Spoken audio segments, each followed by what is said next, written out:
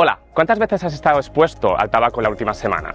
Quizás sea por haber tenido a alguien fumando cerca de ti o en el mismo espacio o por haberlo visto en televisión o redes sociales.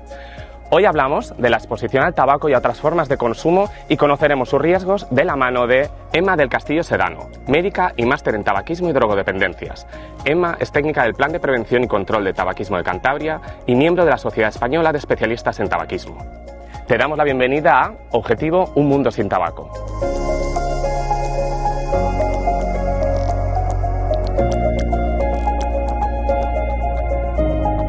Hola Emma, muchísimas gracias por sentarte hoy a hablar conmigo de un tema tan importante. Estoy convencidísimo que hoy vamos a resolver muchas dudas y por eso darte las gracias por compartir este rato juntos. Muchas gracias por invitarme, porque además es un tema que me gusta, que me parece tremendamente interesante. Vamos a hablar de la exposición al tabaco en lo concerniente al humo, pero también hacia aquellas partículas que produce y también sobre los aerosoles que producen dispositivos como los cigarrillos electrónicos, por ejemplo, o el tabaco calentado. Pero también vamos a hablar del impacto medioambiental o incluso la influencia de la publicidad, de cómo incitan el consumo, incluso a que continuemos. Pero si te parece, vamos a empezar por aquello que nos viene a la cabeza cuando pensamos a exposición al tabaco, que es la exposición al humo.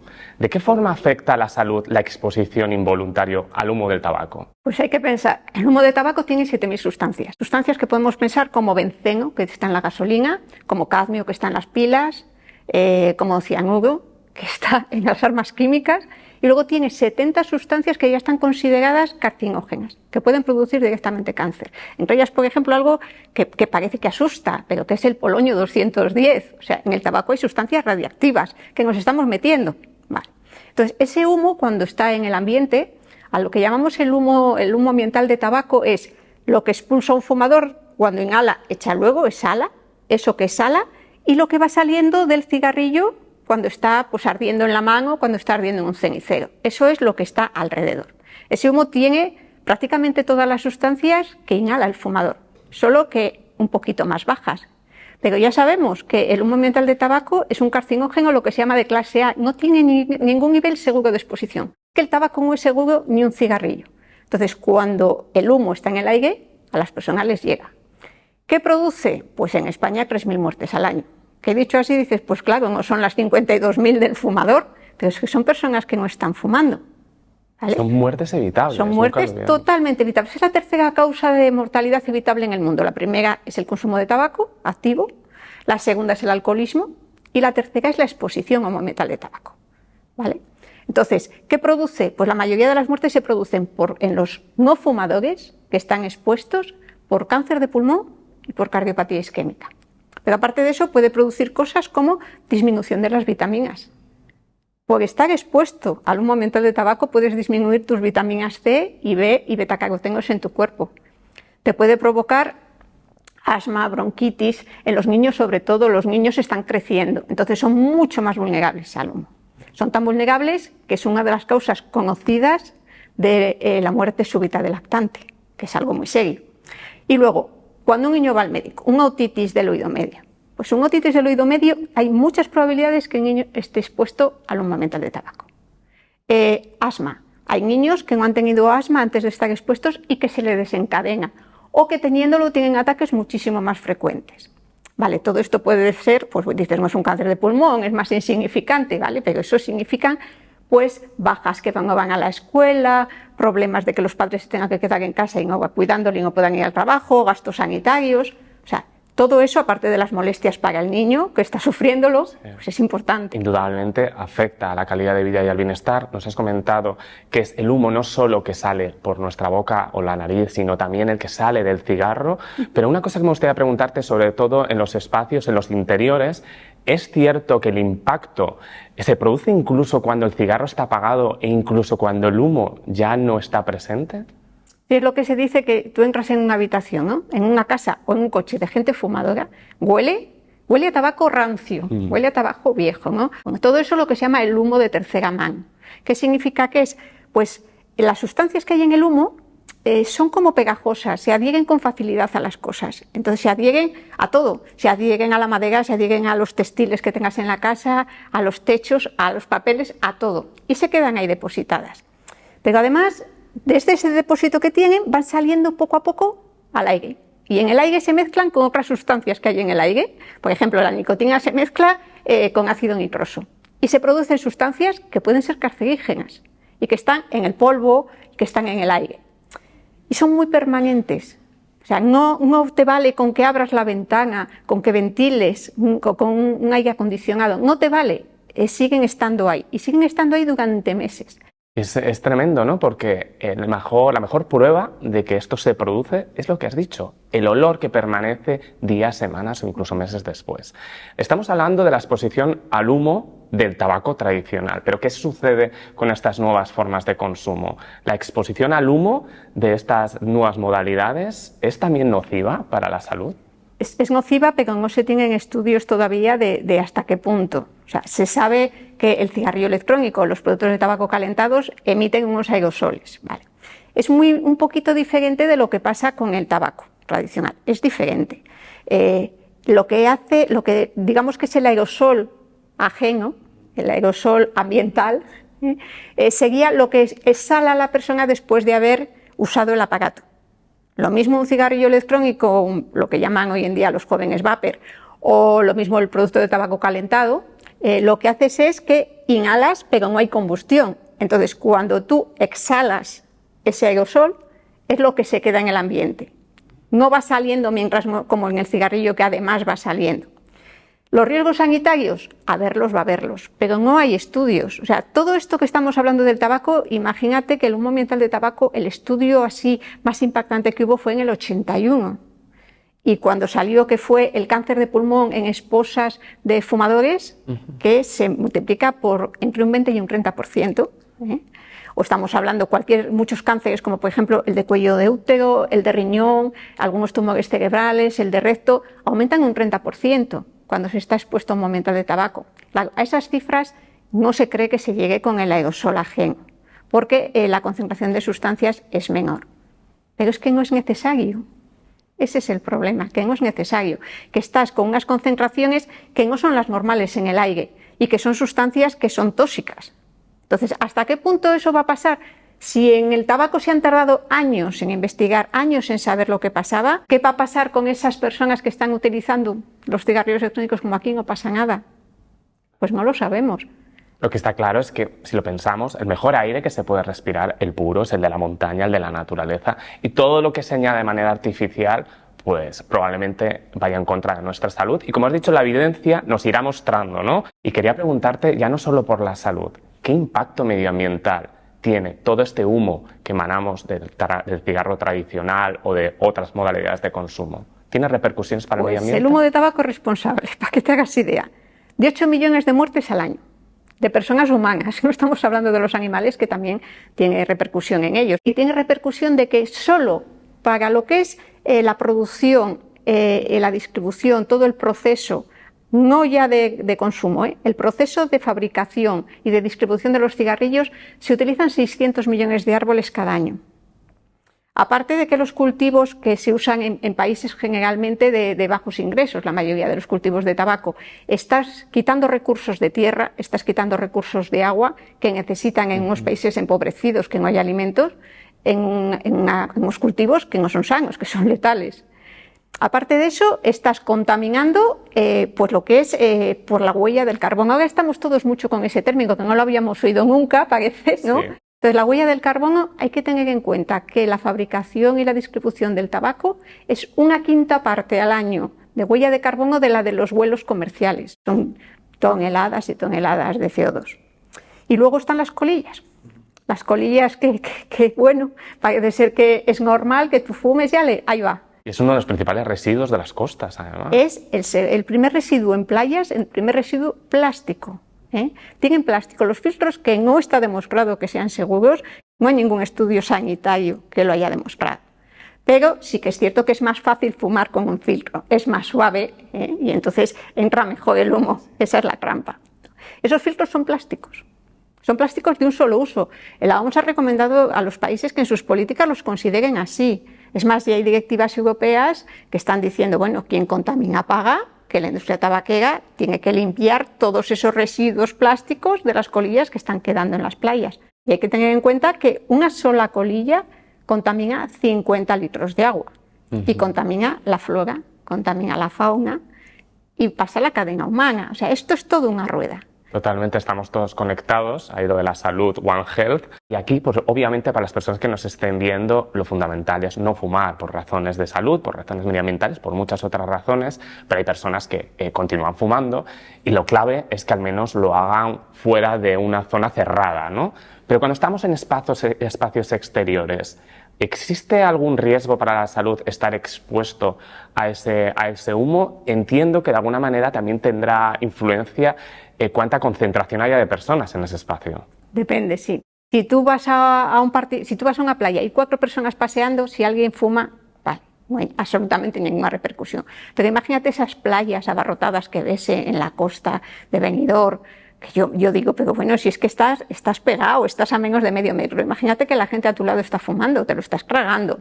Si eres una persona sana y alguien fuma a tu lado en una terraza, no te va a pasar nada porque la exposición es muy breve, pero imagínate que tú eres un asmático, ¿vale? Ya la cosa cambia. Imagínate que el niño tiene un problema respiratorio o que están fumando en vez de 1 o 5 en esa mesa. Ahora, no es lo mismo, claramente, no es lo mismo. Los riesgos sanitarios son mucho menores. Del humo de tercera mano, del humo de los residuos, los más perjudicados son los niños, las mascotas, personas mayores dependientes que no contamos con ellas, que sus cuidadores puedan fumar o que están siempre en contacto con el suelo o en contacto con un sofá o en contacto con una cama. Como hemos dicho, es muy importante no fumar en la medida de lo posible, pero si lo hacemos que sea fuera de una zona cerrada. Y en este caso también puede ser importante el crear esos espacios sin humo, porque no solo ayuda a evitar la exposición de otras personas, sino también a desnormalizar el consumo de tabaco, ¿verdad? Ayuda en muchas cosas. Primero, protege. Segundo, ayuda a quien está dejando de fumar. No es lo mismo que cuando tú estás dejando de fumar, que lo estás pasando mal, que significa un esfuerzo tremendo y vas a tomar una cerveza con amigos. No es lo mismo que la gente esté fumando a tu alrededor que no.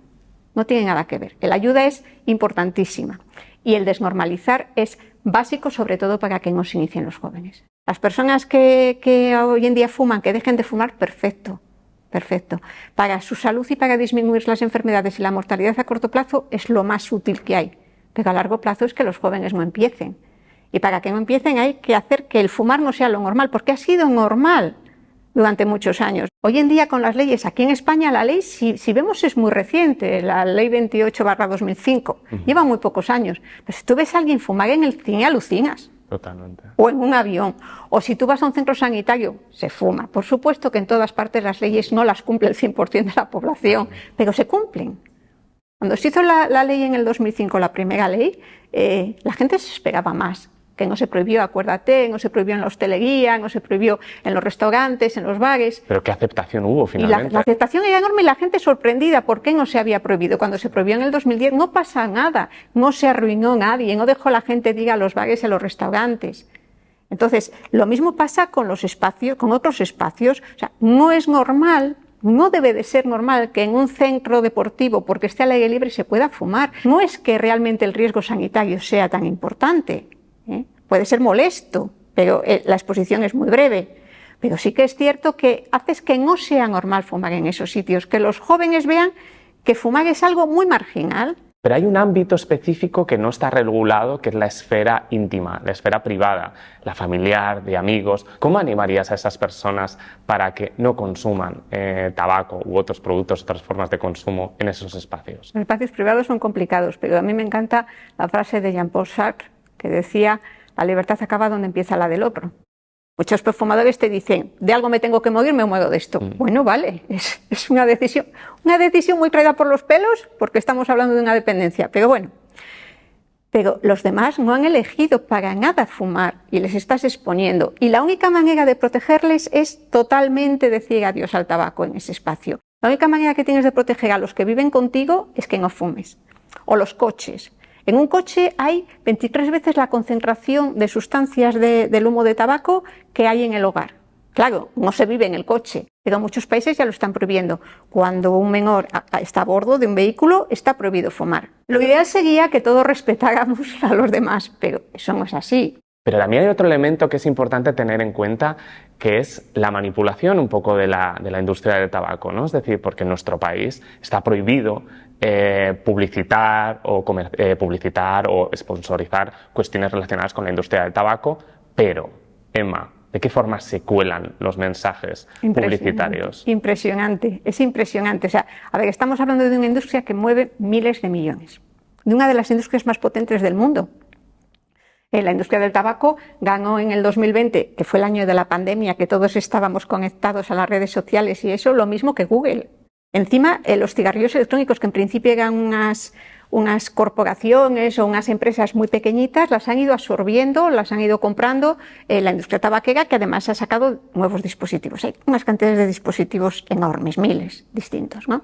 Entonces, todo eso, la industria tabaquera le interesa vender. Le hemos puesto las cosas un poquito difíciles en el mundo occidental. Está prohibida la publicidad y el patrocinio de los productos de tabaco. ¿Cómo reacciona? Pues primero, reforzando lo que ya tenían, por ejemplo, en el cine. Todos recordamos las películas clásicas, ¿no? Casablanca con Humphrey Bogart, que murió de un cáncer de pulmón, ¿no? Fumando con ese cigarrillo, ¿no?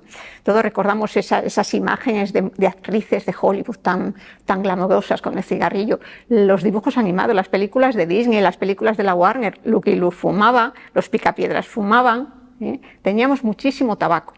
Hoy en día se ha quitado el tabaco de esas películas infantiles, pero se fuma más en el cine. Qué curioso. O sea, el cine, que es un reflejo de la sociedad, en la sociedad occidental se fuma menos, pero en las películas fuman más. Eso no es casualidad. Eso no es casualidad. Está pagado. O sea, hay contratos, por ejemplo, con Sylvester Stallone, el actor, que le pagaba tanto Philip Morris por tantas películas, ¿no? Por fumar en tantas películas. Bueno, hoy en día está pasando con los influencers, porque ese es el nuevo descubrimiento de la industria tabaquera, las redes sociales.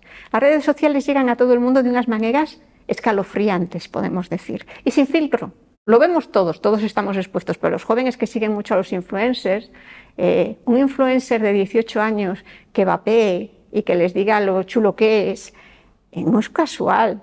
O sea, esa gente es su profesión y viven de eso y necesitan marcas que les financien. Y un dato curioso es que muchas veces no pasa por publicidad porque no dicen el nombre de la marca. Claro. Ellos lo que hacen y ellas es explicitar ese consumo y esa es la publicidad que hacen, ¿verdad? Promueven el consumo. Promueven el consumo. Y promueven una puerta de entrada, que es lo que está resultando hoy en día, la puerta de entrada al tabaco, que es los dispositivos electrónicos de liberación de nicotina, que son los cigarrillos electrónicos o los vapers, los podemos llamar de cualquier manera. En España, que quede muy claro a todo el mundo, está prohibida no solo la venta, sino el suministro de un vapor a un menor de 18 años. ¿Eso significa? Que muchas veces los padres que se piensan que pues comprándole un vapor al hijo pues no va a fumar, ¿no? Primero le estás dando un dispositivo que va a liberar sustancias tóxicas, que se va a meter cosas al pulmón que no debe, que se va a meter metales pesados al pulmón que no debe. Pero no solo eso, sino que le está incitando y le está enseñando a fumar. La industria nada lo hace casual. Entonces ellos necesitan, se les mueren los clientes, necesitan captar nuevos clientes. ¿Cómo captan ahora a los clientes? Por esos dispositivos. Y encima, dispositivos que hoy en día se venden, que dicen que no tienen nicotina, aunque algunos tienen pequeñas cantidades, aunque no lo tuvieran, que tienen lo más importante que está pasando hoy en día, los aromas. Claro, es que todo esto va encaminado a estos nuevos clientes, que normalmente es población infantil, juvenil. ¿Qué podemos hacer para protegerles y evitar ese inicio del consumo? Fíjate, nosotros, antes la edad media de inicio del tabaco era en la adolescencia, era a los 14 años. Ahora están vapeando con 8. O sea, ahora es lamentable porque son golosinas, están pensando que son golosinas. ¿Nosotros qué podemos hacer? Primero, como personas individuales en nuestra casa, estar informados. Tenemos que conocer estos productos, tenemos que conocer lo que pasa. Incluso profesionales sanitarios o docentes no saben a lo que están enfrentándose. Entonces, lo que tenemos que primero, estar bien informados. Los nuevos dispositivos están hechos para engañar. Están en forma de pendrives, están en forma de rotuladores, están en forma de cosas como muy sencillas. Un padre lo ve y a lo mejor no sabe lo que está viendo. Bueno, pues infórmate para saber si tu hijo lo está usando. ¿Qué podemos hacer? Pues eso, primero saber a qué nos estamos enfrentando, saber que si estás viendo una película con tu hijo y está pasando eso, sacar el tema, nunca culpabilizando, porque nadie es culpable por por consumir. Cuéntale cómo estás contaminando, cuéntale cómo estás dando de comer a otros, porque simplemente es cómo eso. Cómo te está manipulando una industria muy poderosa, ¿no? Entonces, y luego, por supuesto, está lo que es a nivel reglamentación. O sea, está prohibido, por ejemplo, los cigarrillos electrónicos a menores de 18 años, ¿no? Pero los tienen, ¿vale? Pues no se los des. Denuncia cuando veas a alguien que lo está vendiendo, porque en España tenemos mucho pudor en denunciar cuando vemos un incumplimiento. Nos parece que somos acusicas. Reglamentaciones. Primero, que se iguale todo a los productos de tabaco. Los productos de tabaco, que está prohibida su venta, excepto en estancos, pues lo mismo. Subir los impuestos de estos dispositivos. No puede ser que un cigarrillo de estos, un vapor de estos, cueste 7 euros para dar 600 caladas. Eso no es dinero para un chaval hoy en día. Hay países que para conseguir un futuro sin humo, a las nuevas generaciones les prohíben no solo la venta ahora, no se les va a poder vender tabaco nunca. Emma, hemos hablado de diferentes formas de estar expuestos al tabaco, otras formas de consumo. ¿Qué mensaje te gustaría transmitir a las personas para que entendamos que fumar va más allá del consumo individual propio, sino que tiene un impacto, una repercusión colectiva? Primero saber que lo tiene. La educación es básica en casa, la educación es básica en la escuela, pero el mundo tiene también que restringir su uso, su venta, su publicidad.